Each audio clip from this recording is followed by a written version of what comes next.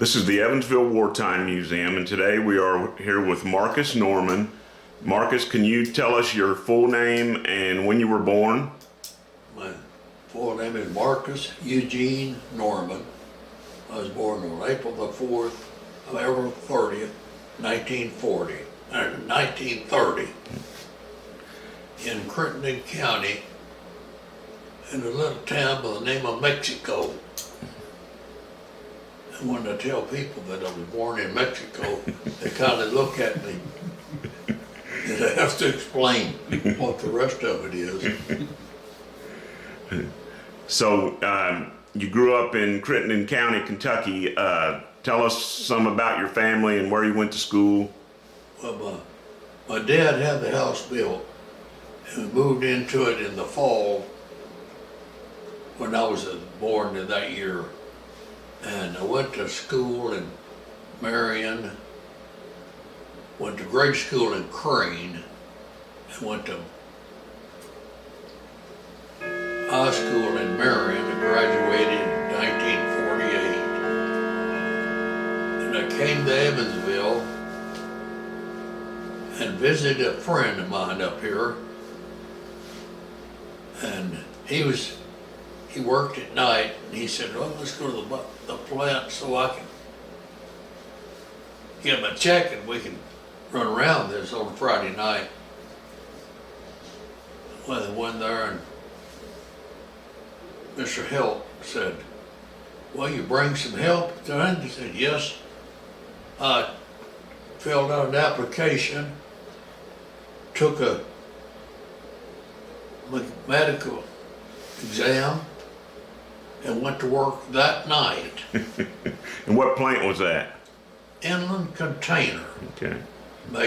They make corrugated containers. And I worked there for 13 years. And in the meantime, Uncle Sam wanted me. And before he went into service, I got married and had a child.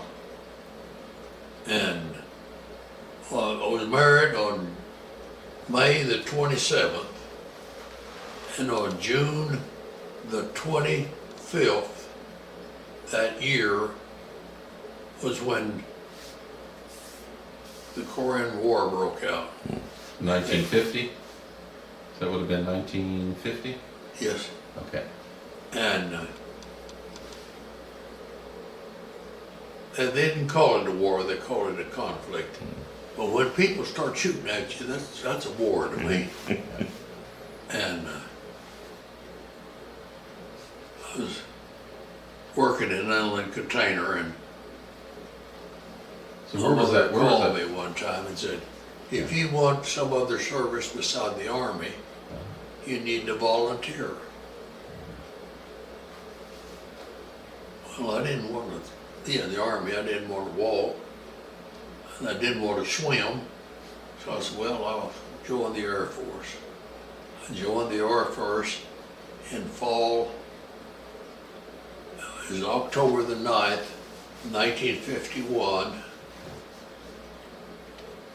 And in January of 1952, they drafted me in the Army. And I had to prove I was in the service.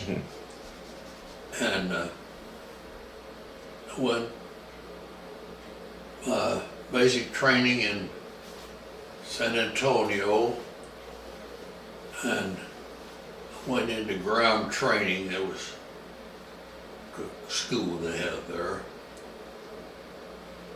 They got too many people there, and they came to Columbus Air Base up there, and stayed there for maybe a year and a half. And I was getting down to the place where if you've got less than 2 years in service, they wouldn't send you overseas. Well, I had a little over 2 years left. So I volunteered for a school.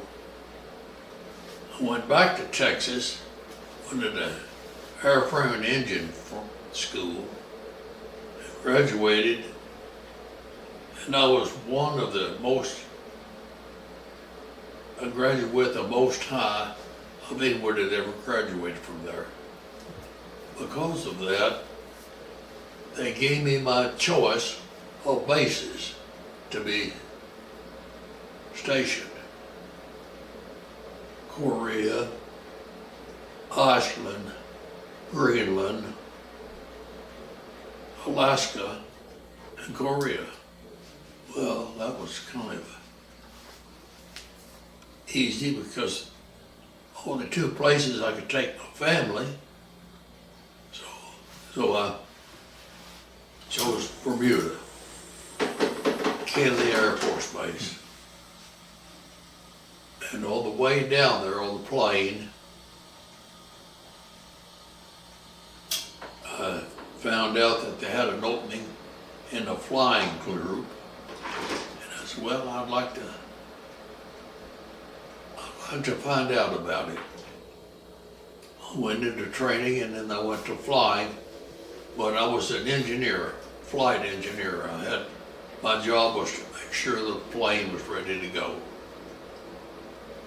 And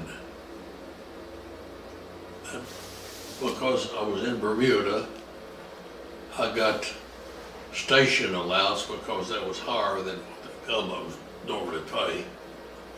I was married and had my wife with me, and I got separate allowance, and I got flying pay, and my regular pay, and that was pretty nice pay. Yeah.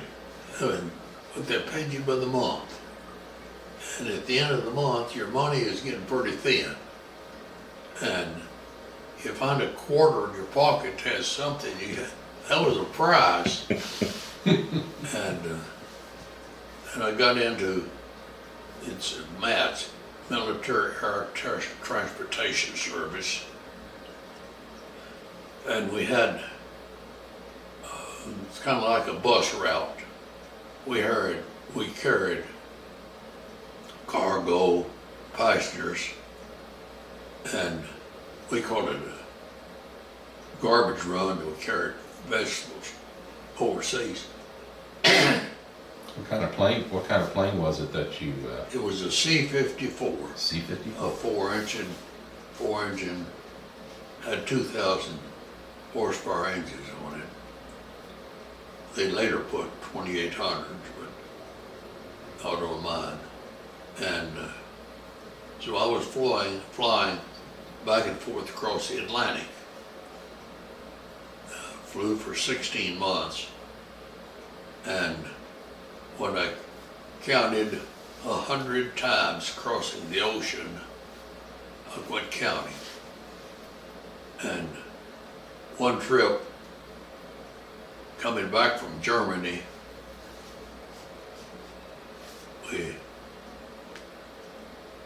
one of the engines was acting up. We was carrying, the only thing we had was registered mail. And one of the engines was acting up, it was getting too hot. This was in December.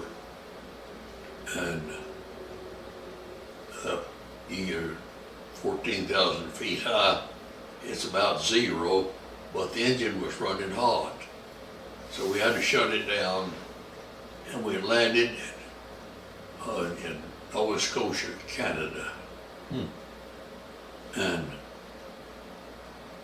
it was a Navy base. They didn't know anything about the plane. So I'd had to supervise all of the labor to fix it, and spent 3/4 of my time there fixing the plane, got it ready to go, and that was about breakfast time. I said, well, let's go eat. Went to the dining room, And that dining room was large enough to seat 1,000 people. Had a double serving line. Had pans about 18 by 20, about 8 inches deep, would hold about 8 gallons. The first 8 on both sides was navy beans. Well, who eats beans at 4 o'clock in the morning? And we had to order our food because there was, the cooks were just beginning to arrive. But I didn't eat the beans. But I had a good breakfast. Yeah. And So what was your engine problem that you supervised the repair? Do you our remember? cooler, no, it was the oil cooler. The oil cooler? And one of the cylinders that opens and closes, the airflow quit working. And we got it fixed. We took off and got home. And they said, well, you're not supposed to stop in Canada. And the pilot said, well, just where am I supposed to park it? And So being down in Bermuda, how many, did your wife have to go through and yourself go through a few hurricanes during your time down there, or did went they miss through you? one Went through while I one? was there. They usually, when they got a hurricane coming, they would fly the planes to the United States for safety. But this time the general said, well, let's ride it out. So we got in the planes, had got the engines running, and you faced the wind. You're running the engines fast enough to fly, sitting on the ground, and the plane wanted to go off, take off because you were flying so fast, and rode it out. After everything got settled down, he said, we're not gonna do that again. So the plane wasn't tied down, it was just, No, it wasn't tied or anything. We had it chalked where where it wouldn't roll. And that's interesting. So I've never heard that being Yeah. a way to ride out the hurricane on with the plane, huh? So you say you made over 100 trips across the Atlantic, yes, and was it always to Europe? yes, it was in different, as in Spain, Portugal,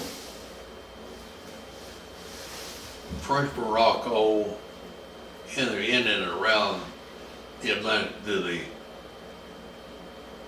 Mediterranean. Mediterranean Sea.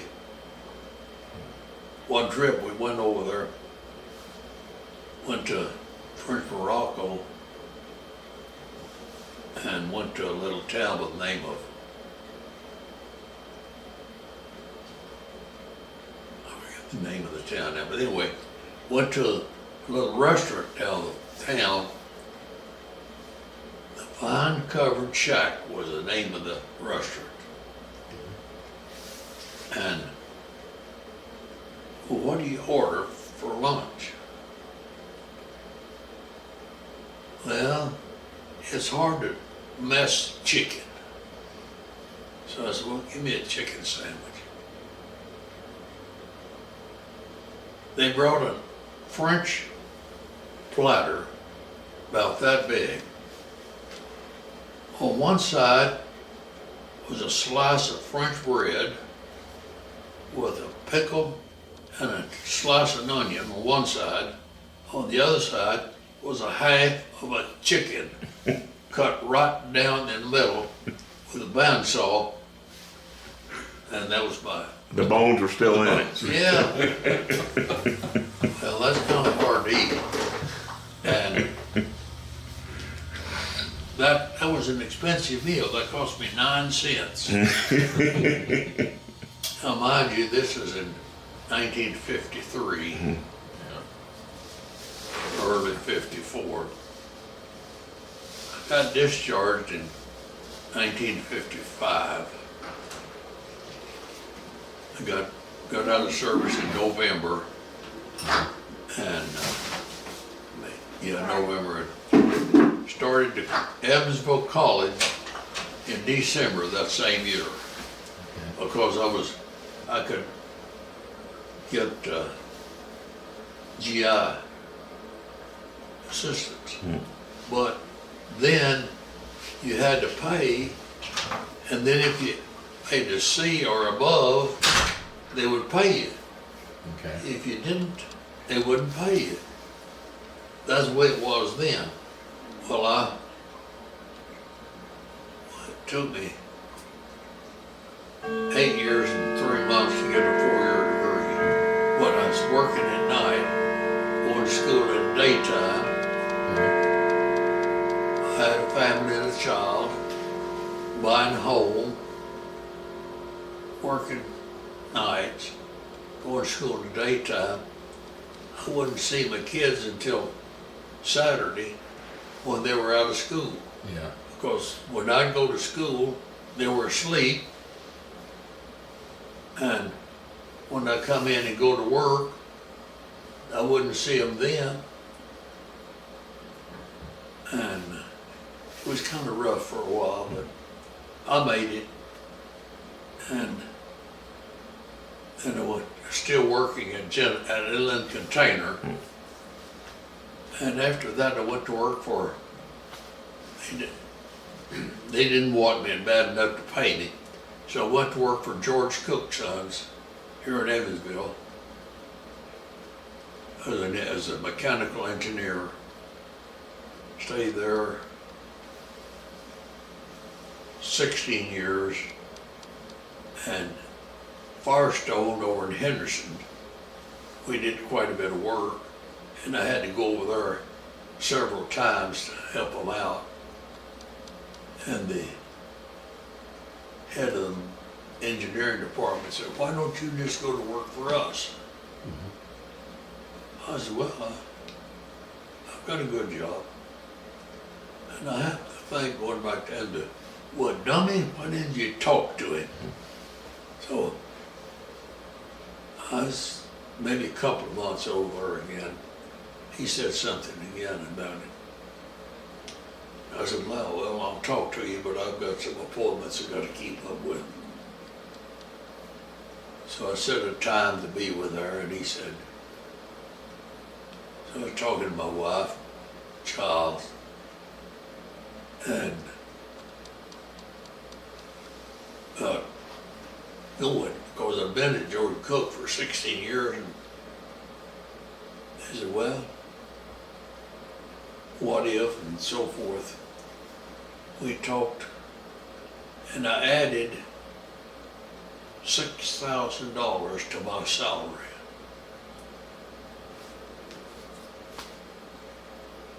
And I told, when I went for an interview, I told him, I said, I don't know what you pay and I don't care, but here's what my pay is going to have to be. He looked at me real funny with a odd look on his face. He said, let me get you an employment form. And so I filled it out, took a physical exam, and when it got down to the money that I was going to actually draw, they were within $200 a year of the money that I wanted. Well, I talked it over with my family, and they said, well, you're being a darn fool if you didn't take it. I took that, stayed there for, well, until it sold out. It sold in 1981. It was '78 when I went to work for them. In 1980 they sold. And in the meantime, they were expanding the base. Expanding the plant. And Accuride Corporation, which is a division of Phelps Dodge, the mining company, bought it. And they changed the name, but they didn't change anything, just changed the name. Our work was the same and everything. And I stayed there for 13 years. And they were going to change the insurance. Well, the company doesn't change insurance for their benefit. For my benefit, it's for theirs. And I said, well, I'll just hang my head up. So in 1993, I quit working as an engineer there. I've done nothing else since, no work of any kind. That makes you lazy and makes you fat. Well, you did a lot of stuff at home. Yeah, well, you own a house, there's always something to do. Always. Yeah. Sometimes they're big, sometimes they're little. So back in, when you went to Evansville College, so you started after you left the service, what year did you start taking your classes as a mechanical engineer? Was it like 56? 1955. 55, okay. The first hour of my college work was $12 and a half. Okay, yeah. And they were on the quarter system. And when I graduated, the last one that I had was over $400 an hour. And I'd been graduated from there maybe 3 years, 4 years, I don't remember now. And they sent me a letter that I could change my diploma from Evansville College to University of Evansville for $45. So I called them and talked to them, and I said, well, what benefits do I gain by doing that? Well, you get the name of the college. I said, well, that hasn't changed. and no benefit. And I said, well, if you want it changed, change it. I'm not going to pay you. So I've still got the old Evansville College and the diploma. So down in Kentucky during the war years, okay, you would have been like in what, 7th, 8th grade and high school during that time. Was there any things that you participated in, like around here in Evansville they talk about kids going out and picking milkweed pods or doing well, we did that in the fall. You know, you can pick those milkweed pods are what they are. yeah. You get, I think it's 10 cents a pound for me, something like that. And we'd go as a class, maybe 30 of us would go, and we'd get several pounds. And of course, we didn't get the money for it. That went for the benefit of the service. Okay. And my dad didn't get drafted. He got exempt because of the classification of his work. He was a mining engineer, Oh, okay. and they mined fluorspar. That's calcium fluoride. Well, that's used as a flux in steel for one thing. Well, they needed that during that time because of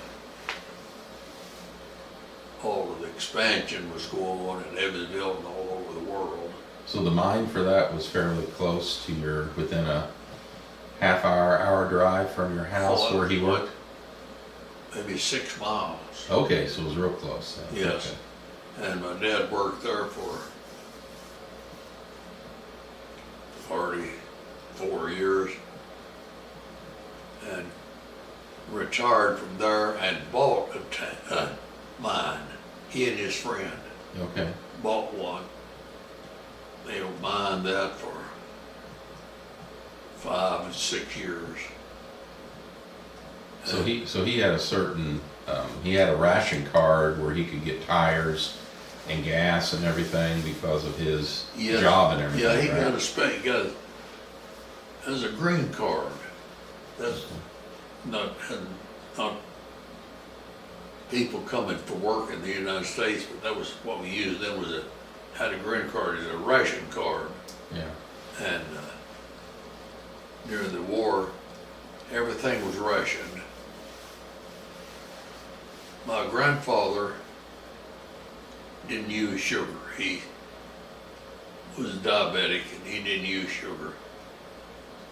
Well, with 4 children, of course, we ate sweets. And we'd use his sugar card, his ration cards, Mm-hmm. and he didn't drive. So we gave my dad his gasoline. But my dad got special account because he was in a necessary job. But the place where I grew up was only 40 acres, but we had animals and we always had a garden. And my dad had about an acre orchard with apples and peaches. And we did a lot of canning. Well, you had to can back at that time. Mm-hmm. And my dad had a garage for his car. And up in the attic of the garage, one fall, we killed hogs and had 8 hams cured up there. Mm-hmm. We put them down in salt and they came out, hung them up in the attic there. Had a place to keep it. It was handy. So you Lightning didn't- struck the garage and burned it to the ground. And a lot of storms down there. my dad, the next morning, there was at night, the next morning, my dad was fishing around through the ashes, found the ham, and asked my mother, said, take one of those hams in the kitchen and slice it, let's see if it's any good. Took it in there and cut it open, and it was done to the bone. Like you'd barbecued it. Okay. But the outside, maybe 3/4 of an inch on the outside, you had to cut off because it was burned. Okay. And we had ham all winter long. So with that big orchard and everything, was it just for your family, or did you Yes. sell food for up to It other was people? just for us. Just for you. Of course, neighbors could help themselves. Yeah. Back then, your neighbor helped your neighbor. Yeah. That doesn't happen today. And it it's amazing to me. You give people, we had that orchard, they could go have all the apple they wanted. They were too lazy to go up and pick them up. So my brother and I said, well, let's just start selling. So we started selling apples for $1 a bushel. That was a big price then. Mm-hmm. If they wanted, okay. If they didn't, that was okay. And one man came there one day and he brought 5 bushels of apples from us. And he said, well, I don't have the change right now. I said, I'll see you next week. Okay. Well, next week came and didn't get my money. And I was in high school.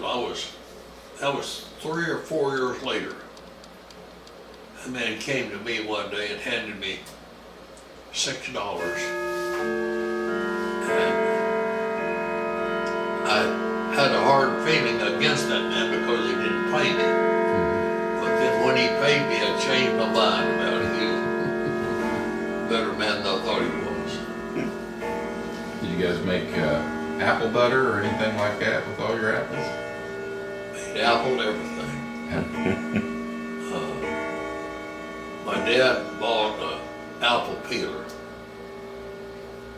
And we had a basement, and we could fasten the thing to the board down in the basement.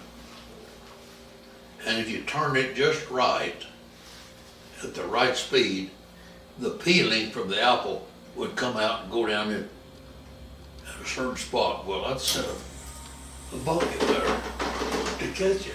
Uh-huh. They wouldn't have to fool with it. And when it got peeled, he'd kick it off. And my mother and my sister would cut the core out of it and get it ready to cook. And we'd take the peeling then and cut the bad out of it and make jelly out of that.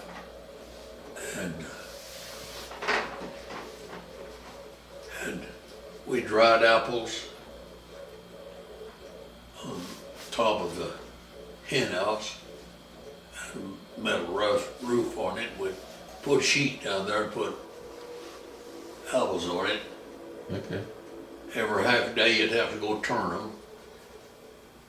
At night you'd have to take them in to keep them from getting wet. And what do you do with about 10 gallons of dried apples? Well, you keep it anywhere it's dry. But then one year we had peaches. Had two trees. I don't remember what kind it was now. And the biggest crop we'd ever had.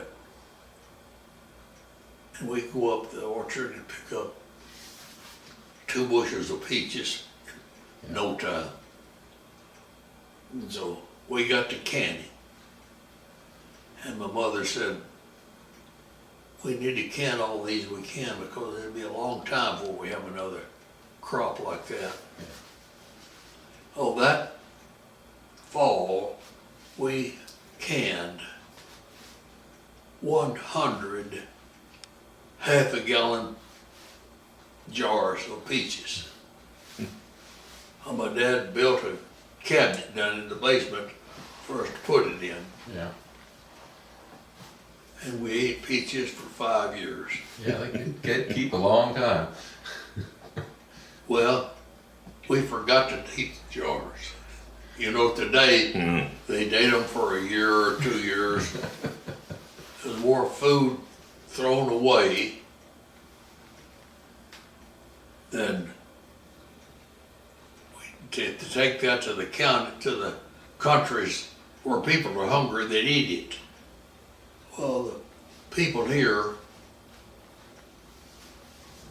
all of of us included, have never been hungry. Sure, you missed a meal, but you've never been hungry. Where 3 days without food, that doesn't happen here because people have got a soft heart, which is good. And they're generous. Somebody come to you and needed help, you'll help them. Because it was sometime you were in that position. Do you remember, I hear, was the winter of late 44 into 45, was it really bad down in Kentucky? Supposedly they had some big snowstorms in Evansville. I was so little, I was only 4 and 5, I didn't remember, but I remember one. I was in high school, it was in 46, 45, I believe it was 45. Yeah. That March had a storm through a little town by the name of Salem, which was only about 5 miles from us. And the wind was so fast that it blew a wheat straw 3 inches into a tree. Because the bank there in town cut that section out and had it cut just right and had it opened there for you to see it. And it was about 3 inches that it blew into that. But at the same time, there was a house there. It blew the house away, but everything in the house was left just like it was. Even the doilies on the furniture was still there, but the house was gone. But the house was gone, but the furniture was there, Yeah. everything. Huh. Well, of course, it's funny now, comical, I should say, but at that time it wasn't, Yeah. Sure. because it wasn't mine. I can talk about it, but if it was mine, they'd blown away. Yeah. It kind of hurt deeper. Yeah. Well, is there anything you would, if you had to give advice to today's generation, what advice would you give them?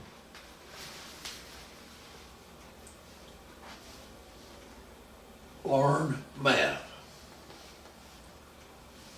Back when I was going to school, multiplication table, I had to learn from 1 to 12, the multiplication table, by the 4th grade. And now in high school, kids can't even make change. You give them $1 and they want to pay 69 cents, they don't have any idea how much money they're going to get back. And the mathematics is the basis of everything. But you know, it's funny. 0 times 0 is 0. 1 times 1 is 1. Why? And 2 times 2, 2. That's confuses a lot of people, wouldn't it?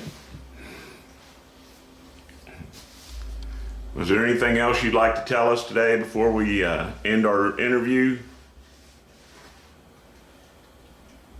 Yes. When you get to a place where you need one, look around before you decide on something. Don't take what's available unless you're financially restricted to what you can't take. This place here, for instance, it cost me a few dollars, but what do I have to complain when I pay all my bills, spend a few dollars, get a haircut, get my nails trimmed and other things. And I have a few dollars left. I can't complain. And we today, as a nation, complain too much. It's too hot, or it's too cold, it's too something. The car won't run right. It doesn't go fast enough. When I was going to school, I had to walk a mile. I did that through the 8th grade. It was exactly 1 mile from my house to the schoolhouse. And it didn't kill me, but it was then.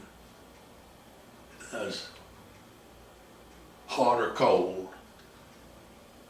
And here today, you have to have a bus to ride 5 blocks. We're getting old and lazy.